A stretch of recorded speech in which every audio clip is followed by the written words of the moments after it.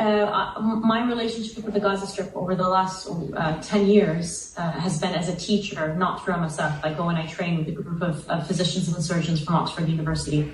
I also do work for MSF, and I speak on their behalf for the international community on this particular issue.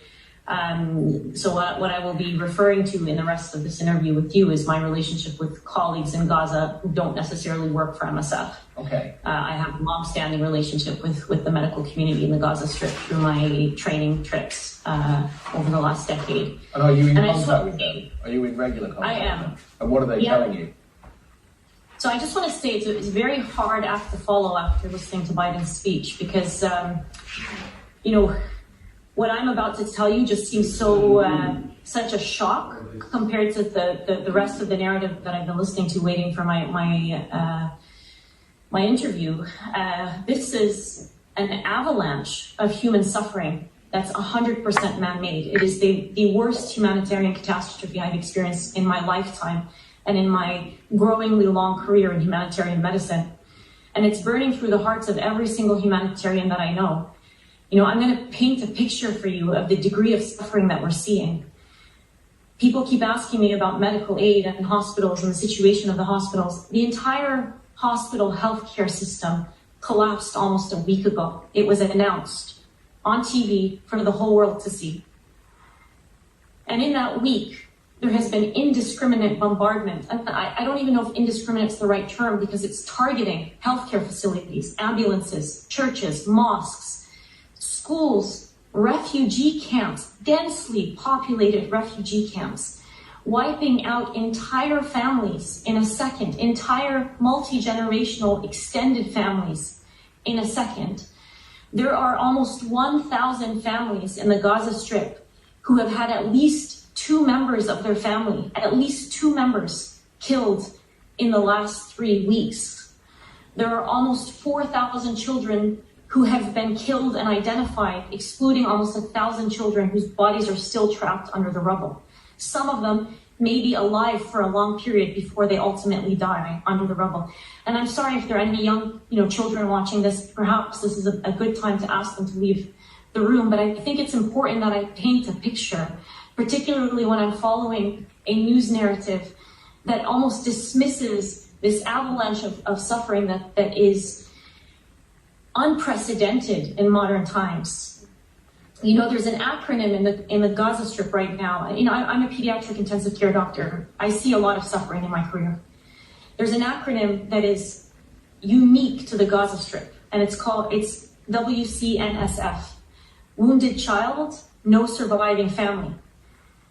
Children, and it is used not infrequently in the last 3 weeks. It was coined in the last three weeks. One physician told me a few days ago that a little girl came in wounded, and she had a piece of paper in her pocket that she handed to him. He sent me a picture of the piece of paper. It had 27 names on it, and she said, "These are the members of my family that were with me in my home. Please look for them. Please look for them under the rubble. Don't look for this one," and she points to the name of her sister. "I know she's already dead." This is a 10-year-old little girl. Wounded child, no surviving family should not exist as an acronym. And to follow President Biden as he continues to justify and to warmonger, all I can say is this has to stop. It's a collective stain on our humanity. It's a stain on our collective humanity. Tanya, let me ask you, you paint such a vivid and horrific picture. You really do, and I understand that these are your friends who you've worked with and how difficult that must be. You're not alone. I've been hearing today reading testimony today from Philip Lazzarini, who's the Commissioner General of UNRWA. He's been speaking to the UN Security Council. He said this: the sanitary conditions are appalling. People live on very little bread and whatever is left of some water. 70 of their staff members have been killed, and they are looking after 670,000 people in their refugee centres. Is there any sign from what you're hearing of a humanitarian pause or pauses that could be negotiated? I'm not a politician, but the word pause to me makes no sense. You know, you pause to nourish and hydrate a population before you kill them. It just doesn't make any sense for me. You stop the bombardment. That is what the entire global community should be pushing for and should be insisting on. You know, and I think in leading up to my introduction, I think you interviewed somebody who said something very similar, a Gazan who said something very similar. You know, the priority is not giving us aid. You need to stop the indiscriminate bombardment. So I think, yes, what is needed is a humanitarian truce or a ceasefire, global intervention, things that were voted for by the overwhelming majority of countries on this planet a few days ago in the General Assembly of the United Nations, yet they're not adhered to and are completely disregarded by the powers that be. Two powers, to be specific.